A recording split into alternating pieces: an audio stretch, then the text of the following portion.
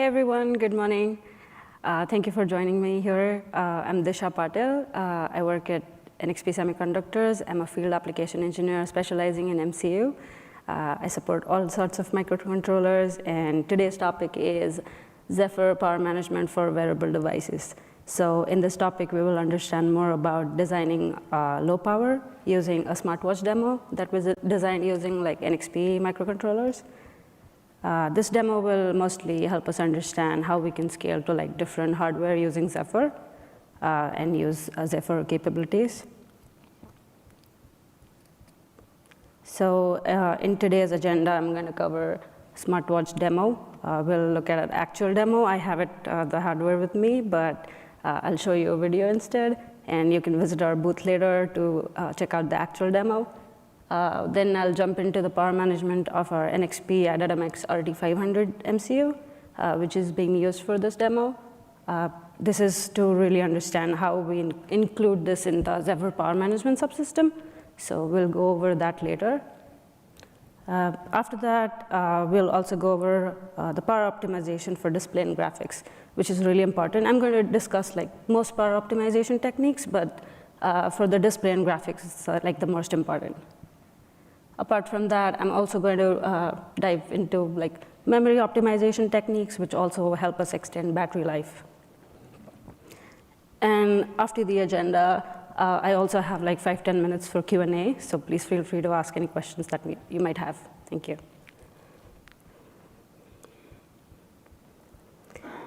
So I'll go over the smartwatch demo overview, just so that you can understand what are the components of the demo. So let's see a quick overview before I play the video for you guys. The demo is based on Zephyr RTOS. It is highly power optimized for wearable devices, so that's why we thought of leveraging this for our demo. It leverages the features of power management of Zephyr and the actual silicon. So we'll see both Zephyr Power subsystem and the RT500 subsystem that we have for NXP. The UI is created using the LVGL graphics library, which is an open source library integrated in Zephyr, and it can be easily used with it. In addition to that, we also have a GUI guider tool, which is an NXP tool that helps you design graphics for the smartwatch screens, which generate code for LVGL, and it supports the UI for the demo.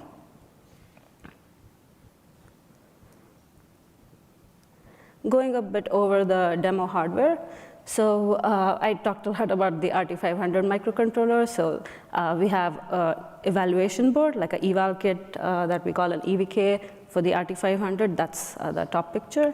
And along with that, we also have like a smart display that you can order off shelf from our website as well.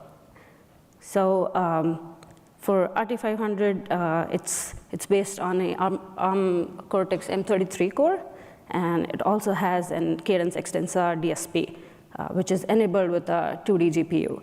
So it has a lot of features. I'll just cover the key features that we are going to use for this demo. The key features for RT500 in this demo are the power management optimization that comes with the MCU. The MCU also has like a dynamic power scale, voltage scaling PVT sensor that we are going to use. Then we have the 2D GPU for vector graphics acceleration. It also comes with a smart DMA that transfers frame buffers to MIPI DSI. That helps us further reduce power. We also have a 5 MB tightly coupled SRAM on this part, so that enables us to use a lot of memory that's required for configuring like a smartwatch, which is heavy on graphics. And it has like a execute in place flash as well to accompany with it. The demo is actually available on GitHub, so we constantly make changes to it and upstream to it. So after this session, you can actually go on GitHub and try to include this demo on your hardware, or even like use RT500. I've shared the link at the end of the session, so we'll go over that later. So coming to the actual good stuff, the demo video. So let me just, I hope it lets me do that. Yeah. Oops. I just switched between screens.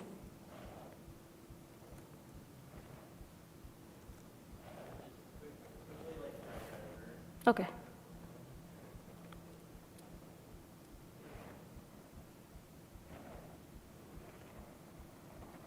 Still don't see it.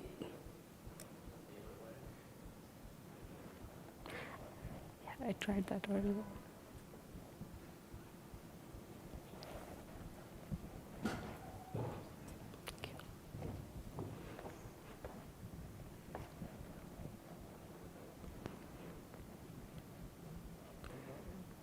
I could switch it before. I don't know.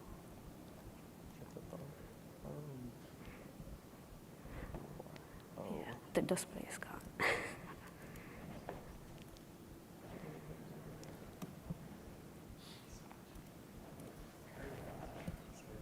Sorry about that. Do you have any questions so far about the demo, about RT500, about saving power on wearable devices with Zephyr? None so far? Oh, thank you. So I'll just back up a little. So this is how it's connected with the RT500, the screen I mentioned before. And now we are going to see what the actual demo looks like. This is the startup screen. And we have a digital watch screen and an analog watch screen that renders using the GPU. Along with that, we have a lot of animations. So this is the weather animation with like a lot of background animations with the clouds and stuff. This is a static display of a fitness face of a watch that we have like regularly on our screens. This is the EKG. This might consume a lot of power because it's kind of always on. So we'll look into that later. The music face has 2 song selections. So we'll be able to see that in a second. So it actually tries to mimic an actual smartwatch. And that's the home screen again. That's the demo. I have that demo with me if anyone's interested in looking at it later.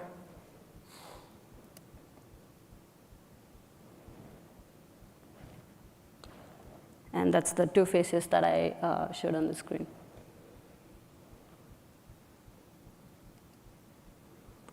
So in this session, we are going to, as I previously mentioned, we are going to discuss different power saving techniques, most of which are based on one of any of these 3 key techniques. So for the first one being reducing power in active mode. So as you can see, let me turn on the cursor here. As you can see, we'll be looking at reducing power and current when the watch faces are active. We'll also be looking for reducing current when the watch faces are in like idle mode. We'll try to take them into a deep sleep mode so that we can reduce power even in idle mode along with the active mode. And the third point would be reducing duration in active mode. So if a watch face it's just idle, we don't want it to be there as often. We can just reduce the duration of that particular watch face and save power in the active mode.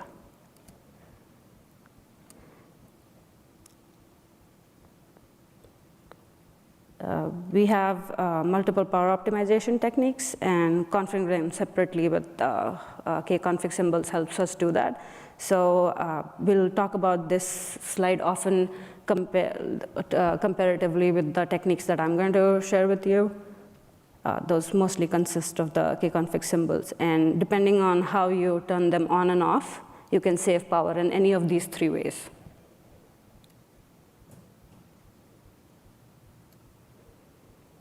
So a little about power management of the NXP RT500 first, just so that we understand how we include the Zephyr power subsystem within it. The power management of the RT500 will obviously affect the power optimization of the entire demo. We'll just be focusing on the core voltage supply of this chip. which supports dynamic voltage and frequency scaling. So our demo basically works on 192 megahertz frequency and a 0.9 volt, but you can dynamically scale it as per your requirements. We can, based on it, we can run it on faster or lower frequencies and reduce or increase the voltage accordingly to save as much power as required. So these are the RT500 power modes. Our demo focuses just on the first 3 modes. We're not going to look at the last one. In the active mode that's on the top, consumes the highest amount of power. All the peripherals are powered, the entire MCU is functional at this point, so you're looking at something that's highly, not power efficient. So we also have our sleep modes for that. So the sleep mode, the second one, it's good for an ideal state. If you want your smartwatch to work in an idle state, in the RTOS, most of the MCU peripherals would be functional, but most of them you can switch it off and also retain memory. The next one would be the deep sleep mode. The deep sleep mode is much low powered than the sleep mode. The current consumptions drop significantly. So if you see the fourth table there, the VDD core data sheet, so compared with the sleep mode, it's up to like 11 milliamperes. But in the deep sleep, it goes to about like 20 to 52 microamps. So that's like a significant current. You can save a lot of current there. So that's basically the deep sleep mode is one of our most popular ones that we leverage in this watch demo, and that also helps us with the memory retention. So that's the reason why we are not covering the full deep power down mode here, because it doesn't have memory retention. So we are going to skip that for this smartwatch demo.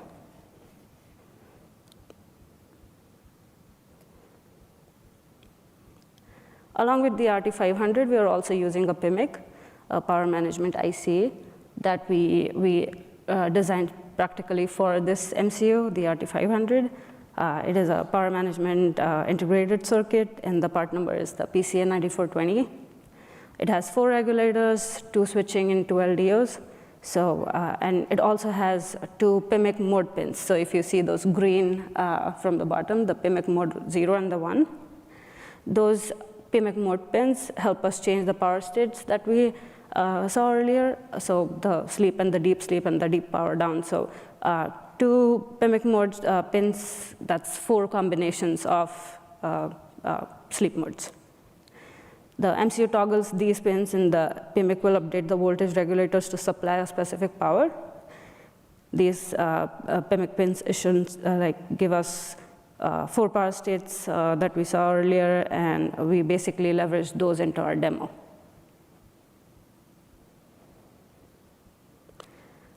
So now that we know the PMIC, moving on, that was basically all for the power management of the RT500, the PMIC and all the features that we saw. So now moving forward to the Zephyr Power Management subsystem. So the Zephyr Power Management subsystem is called a PM subsystem, and this is the kconfig that enables it. So if you can see the kconfig on top, the config PM, it really helps you enable the Zephyr Power Management subsystem that you can use in the demo that you're working on. It's divided into system and device power management, and we're leveraging both in this demo. The system power management affects the entire SoC. So in idle states, it will determine changing the SoC states. Basically, the kernel enters the idle state when it has nothing to schedule. So enabling this kconfig PM allows the kernel to call upon the power management subsystem and put the idle system into one of the MCU supported power systems. In the device power management, the way it works with nodes within the device tree of the RT500. That is various drivers, components, and applications. So these are 2 different subsystems, but we kind of leverage both of them in our demo.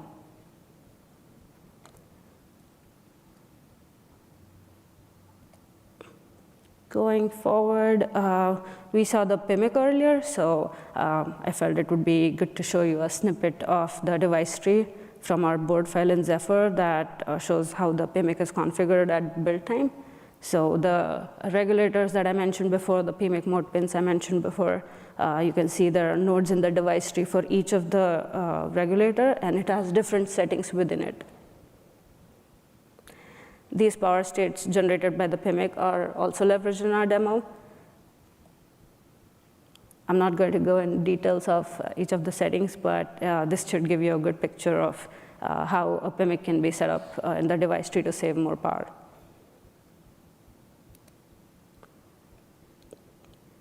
Moving ahead, this is also an example of the system power management that I was talking before. So in the PM subsystem within the device tree on the SoC level, there are defined nodes in the power states. So if you can see, there's an example. So on my left-hand side, you can see power states within the device tree are the idle state and the suspend state. So it's like runtime idle and suspend to idle. That's the name of the actual power states. So they can be translated into our shim driver within the RT500, where Zephyr calls the idle mode when the power state is idle.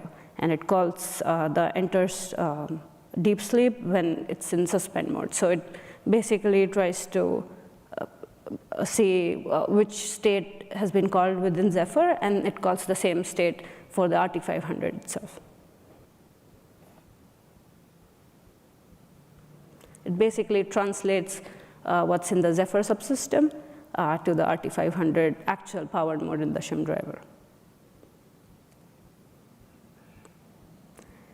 As I had shown a graph before where we saw those key key techniques that we can save power. So one of them, the first one I mentioned was the reducing power in active mode. And this is an example of reducing power in the idle mode. In this demo, the watch faces are in the idle mode most of the times. They wake up once in a while, they just render a new screen, a new time, or like a new update that they have to show on the watch screen, and then they go back to sleep. So this is a good way that the demo actually leverages the Zephyr Power Management subsystem. So it enables the tickless low power modes when the application enters idle task.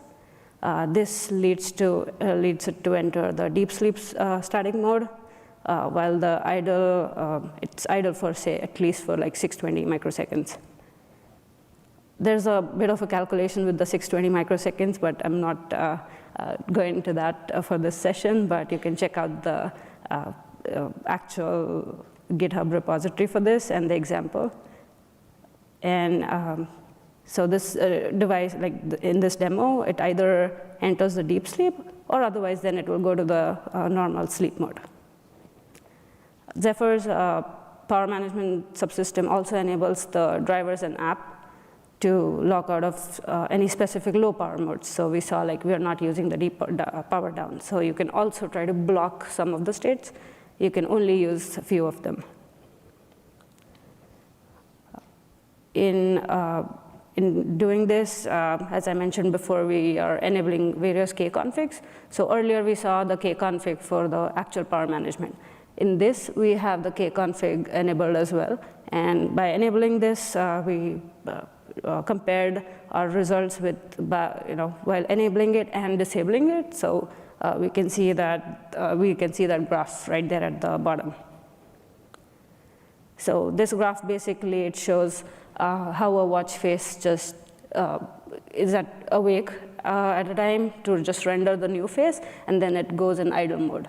So by configuring this kconfig, we can reduce power for the specific analog watch screen by 95% compared to when it's disabled. So that's a huge difference you can just make with like a one kconfig setting.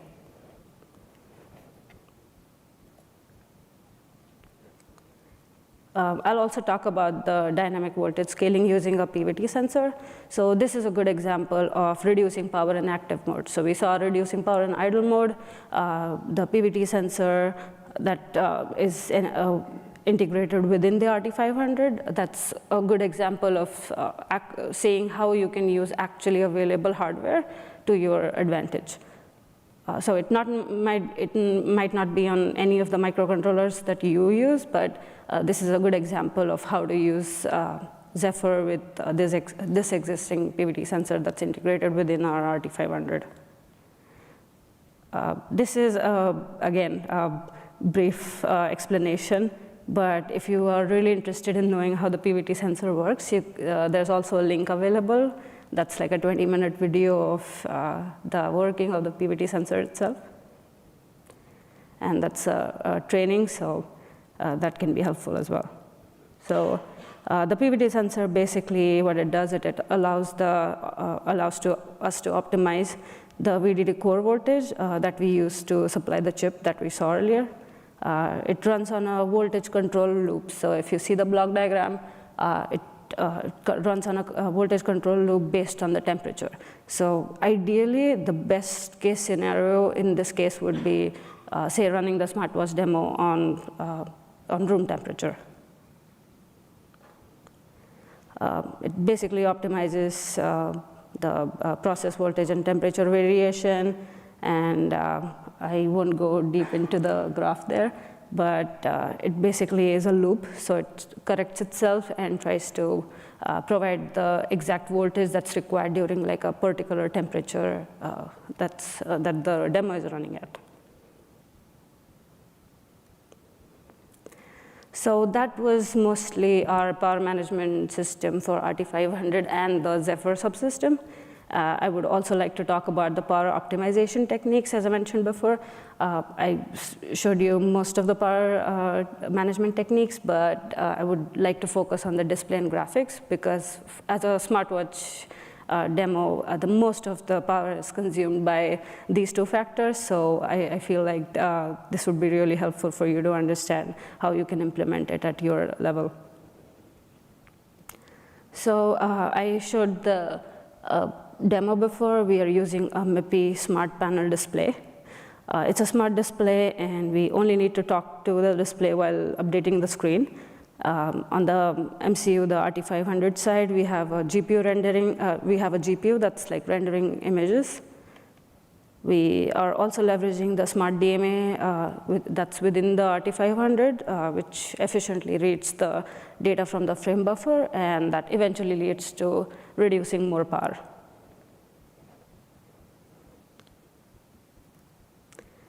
And on the graphics side, I'll talk about the reducing duration in active mode. So the figure on the right top corner, I mentioned before the key techniques. So one of the key techniques was reducing the duration. So this is how we do it. We already saw reducing power in idle and active mode. This is a way to reduce duration in the active mode. So the GPU that's built into the RT500, it uses 2D vector graphics acceleration, and it's enabled by NXP's Visualite driver that's ported to LVGL. So it's highly optimized for any kind of like power-sensitive applications. It helps the offload the CPU to do other tasks on the smartwatch. So it's a great way to basically offload all the graphics capabilities from the actual CPU that's going to be, say, in like sleep mode, or you want to be active. So that's a great way to save power. And for doing this, we have another kconfig. So we're using the kconfig that's highlighted in blue. And we have, again, made a comparison of when the kconfig is off and when we turn it on. And the difference that we've seen is it reduces the analog watch screen power by 14%. So that's a significant decrease for a graphics kind of application.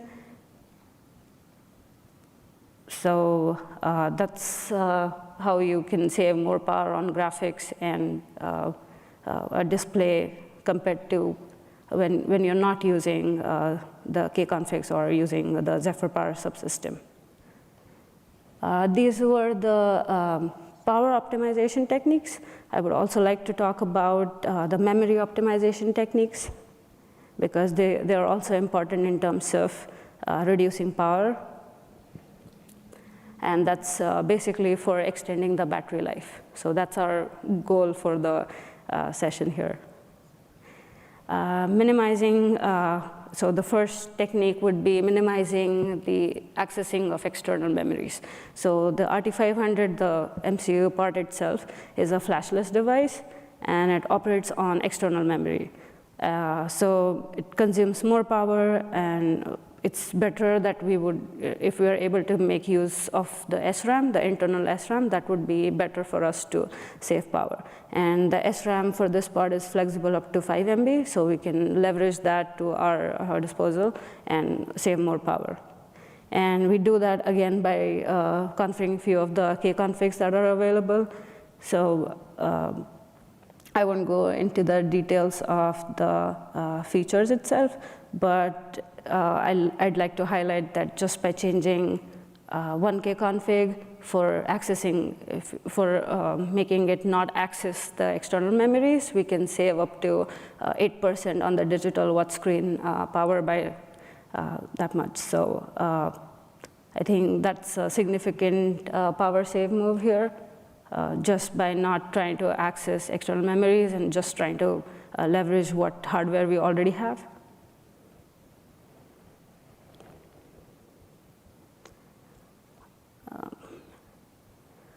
So the second technique, the second memory optimization technique I would like to talk about for power, for saving power would be relocating from flash to SRAM. So we saw how we can save power by just not actually trying to use the external memory, but we can also see how we can relocate the contents of the flash to SRAM. So that's how you do it in detail. And accessing, we have already discussed, like accessing external flash would consume more power compared to the internal SRAM. So when you actually turn on the kconfig here, it leverages the large internal SRAM. The Smartwatch app is kind of too huge to be actually moved from flash to SRAM. So we can do that in like different memory sections. So we'll make use of the SRAM code regions and put all the executable code there. And we will see the details going ahead. Sorry. Yeah. So I won't go into the details of this, but if you are looking for relocating all your SRAM details, this is the way you do it. We've already discussed the different kconfigs, but you can actually use the Zephyr code relocate to use the read-only data for all images kept in flash. So you can follow these steps. You can configure your linker script to do that. So that's a great way that you can use the RT500 to do that. This is the third memory optimization technique. So this reduces power in active and idle mode. So it's basically the RT500 has 32 partitions within the SRAM, ranging from 32 to 256 KB, depending on how much SRAM availability is there. So each partition in itself can be turned off in different modes, and you can actually disable the bus access. So this is a great way of trying to see which RAM partitions are actually unused. And when you get rid of those memory partitions, it will be easier to save power. So it helps in reducing power in active mode. It also helps reducing static retention power in deep sleep mode. The demo has a release mode, which uses like less SRAM and it powers off the unused partitions. So you wouldn't have to use all the SRAM available and just increase power. So the way to do that is enabling the kconfig, the kconfig smartwatch reduce RAM. And we've seen in our observations that we can reduce the analog watch power screen by 18% compared to when it's off and compared to when we actually turn it on for our demo. So that was the recap of the power optimization techniques and the memory optimization techniques. So I would like you to remember the key takeaways for the demo, apart from the demo video. So we saw a lot of kconfigs during the time, so I've listed it for you here. You can use most of these. This is basically for the RT500, but you can use it for other MCUs as well. And to summarize, I really want to focus on the power savings. So we can see there's a table right there that shows us how we can shows us how much power we actually saved in percentage when we turned on the kconfigs compared to when we didn't. And this is all reduced power or like reduced duration in active and idle modes. And this is basically to show how we can leverage different kind of controls within the MCU, within the hardware that you're using, just using the kconfigs or making edits to the device tree. So that's a really good example of seeing a smartwatch demo, which is usually a very power-hungry application. So that's a really great way to reduce power there. As I mentioned before, I've also added additional resources. So that would be the link for the smartwatch demo repository. I think this slide deck would be on the website, so you can reach out to us. You can check out the actual repository. You can order the RT500 and the display. It's off shelf. It's available on our website. So you can practically make this demo on your own. Thank you.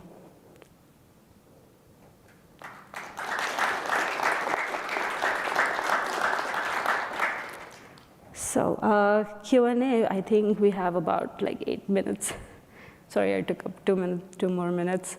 Any questions, any comments? Yeah, you can go ahead.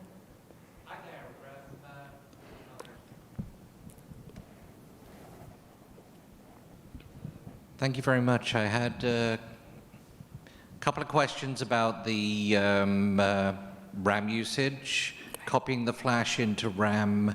You're using a custom bootloader. Does Zephyr have the ability to do that automatically without a custom bootloader? Right, yeah. It can do that without a bootloader? Yes. Okay, great. The other one was shutting off the RAM. Does it know which banks to shut off itself, or do you have to provide a linker script or something that shows which ones are available? Right. So you'll have to configure the SRAM. So you'll have to, from the datasheet, you'll have to know the exact RAM partitions that you're looking for. Okay. Yes. So Zephyr can't say, I'm only using X amount, I can shut off the top ones. Right. So okay. Yeah, within the memory, like if you look at the partitions, you can see which ones are not using as much. You can get away with like shutting off power to those memory partitions, and that's the way you would do it. Okay, so like you look at the map file and then decide which ones to switch off. Perfect, thank you very much. Thank you so much. Any other questions? Hello. I was wondering if you noticed any significant performance changes after you made these optimizations for power. Right. And specifically, I was kind of wondering if moving all of the flash into memory actually resulted in a performance boost, because you mentioned spending less time in the high power consumption mode. Right. So I know I mentioned those in like percentages, but I might have like some backup slides for the actual current consumption for the specific RAM. So these are the power consumption numbers and the graphs for PVT. MIPI, yeah, so this is the SRAM, it should be somewhere here. Oh, yeah. I don't have the slide for that, but we can discuss later. Maybe I can show you the actual power saving numbers. I know like percentages don't do justice to the demo, but yeah, we have some current and measurements for you to actually compare. Any other questions? Thank you.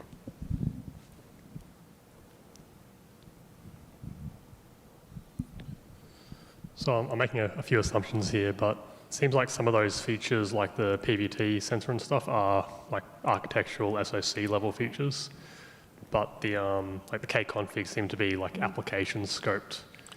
Is there a reason why that's not like a system on chip level option? So in like this demo, I was trying to actually demonstrate how we can use the already available hardware. So if you have a different hardware, you can try to leverage those hardware features using Zephyr. So that was kind of the goal of the. I meant for like the RT500 has the PVT okay. has the PVT sensor. Right. I'm assuming, but it looks like you're turning that on at like the application level. Like it's the config is Smartwatch PVT enable. Is that in the application or is it in the like the system on chip code somewhere? It's in the application. Okay. Right. Yeah. The application uses the system on chip. It leverages those features or key features that's in the PVT sensor. Yeah. But for that, you would also have to know the working of the PVT sensor in the RT500 itself. Yeah, that's right. That's a prerequisite. Yeah.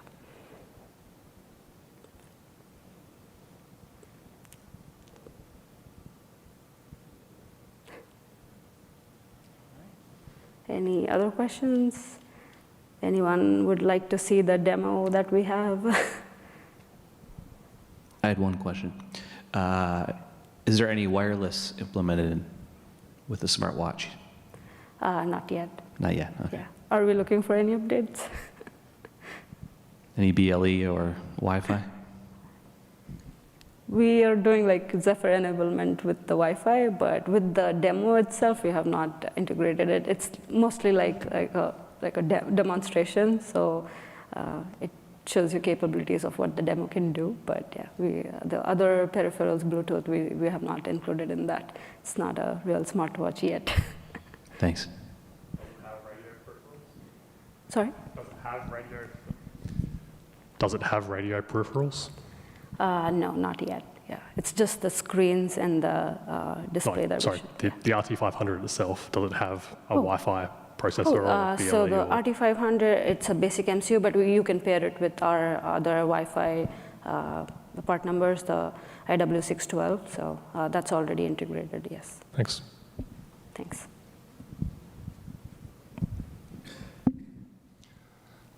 Just a question about that PVT loop.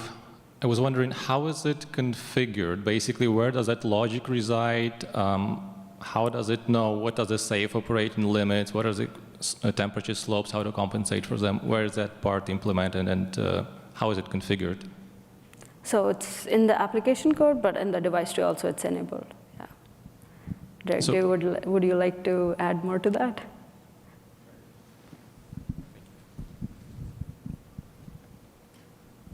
So the PVT sensor is a block that manages or monitors your timing loop of your critical paths based on the current operating temperature and frequency. So when it sees that the timing margin is decreasing to a point where it might get to be an issue, it interrupts the application to request a higher voltage. And then the details to configure all that get pretty deep. And the link that she shared has an app node and a video and a link to our, we call it an application software pack with the driver to leverage it. Thank you.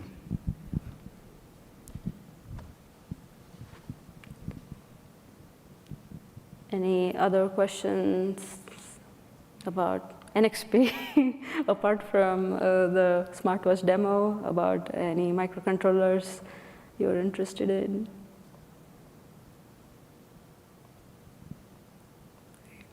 Yeah, that's all. Thank you so much for coming today. Thank you. Have a nice one. And please.